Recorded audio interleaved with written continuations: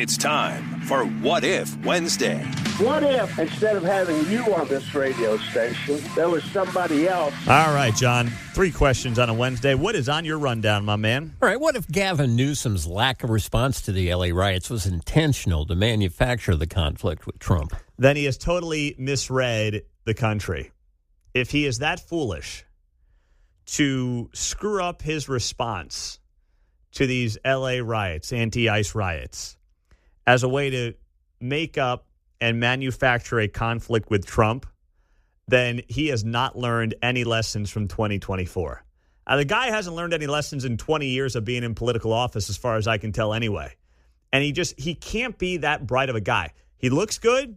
He sounds halfway decent. He's kind of weird with the hand gestures, a little too much with the hands from Gavin Newsom. But he can't be that bright a guy if he thinks that these last few days have been a win for him politically against Donald Trump. And he has completely misread the electorate on this issue. There's no other conclusion to come to. Because while he thinks this is maybe helping him politically, he is getting crushed. Even if it helps him in the Democratic primary in 2028, if he thinks he walks into a general with this on his track record and the fire disaster and the homeless crisis and the taxes and people fleeing that state for the first time in the state's history, if he thinks that is going to help him in 2028, he is even less bright than I already thought he was, John. I'll just leave it at that. That's insane. What if after a Missouri congressional special session has been called, Jackson County doesn't get the opportunity to vote on a stadium proposal this year? Well, then theoretically, the Chiefs and the Royals should be sprinting to Kansas, right? They're the ones who said they have a deadline they've got to meet. And you've got Deron McGee, the chairman of the Jackson County legislature, who has said, I don't think these teams are going to be on a ballot this year. And the legislature needs to do that, obviously. It's not like the teams just say, hey, we want to be on the ballot in November. Put us on a ballot. It's like the legislature has to approve it. And Deron McGee, Patrick Tuohy was just talking about how he doesn't think the Missouri legislature is doing its job in terms of getting more transparency from these teams. Deron McGee with the Jackson County legislature, he is at least saying, and he said this week to Fox 4, I believe it was, hey, I can't promise you these teams are going to be on a ballot this year. I don't even know what they want. I have no idea where they want to be. I don't know what they want. I don't know what the needs are. I don't know what the ask is. So, no, I can't guarantee that these teams are going to be on a ballot. In fact, he said it was unlikely that these teams were going to be on a ballot this year, which is a fair statement to make because guess what? You got to be able to sit here and say, I know what you want. It's a clear ask, and we're not rushing this thing. And that's what happened last April. It was a totally rushed process.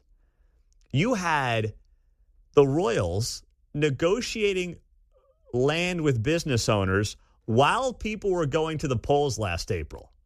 It was a joke in the Crossroads. Not the location being a joke, but the way it was handled was a joke. Literally, you've got the Royals negotiating with coffee shop owners being like, what's happening to my building? Where's it? Are you buying it? Where's it going here? What's the plan? As people are going to vote on this, it was insanity. It was as poor of a rollout as you could possibly imagine. And now at least someone's saying, hey, pump the brakes here, okay? Pump the brakes, and let's get some clarity first before we start talking about when things are going on the ballot, John. All right, and here we go. What if Kansas City benefits from Trump's tariff tiff with Mexico? Woo! Well, great job by the Fairfax GM plant. Did you see this? General Motors saying that it's expanding production at its Fairfax assembly plant in KCK. The automaker said that Fairfax will begin building the gas-powered Chevy Equinox in mid-2027. So the gas-powered Equinox is currently produced in Mexico. I could have sworn I was told all these tariffs, all these trade wars, everything was going to result in, a massive economic collapse in America. It was going to result in jobs actually doing the opposite of what Trump intended them to do and flee overseas. We were all going to be screwed.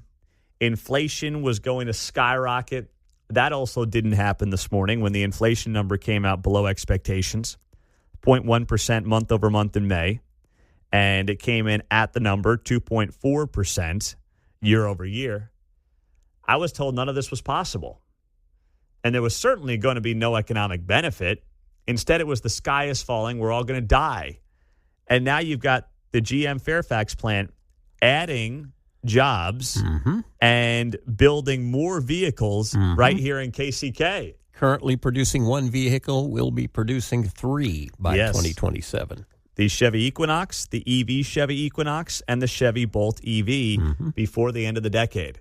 That will mean more jobs right in our backyard. Boy, don't you hate it when they're wrong? But they are wrong about so much. So much.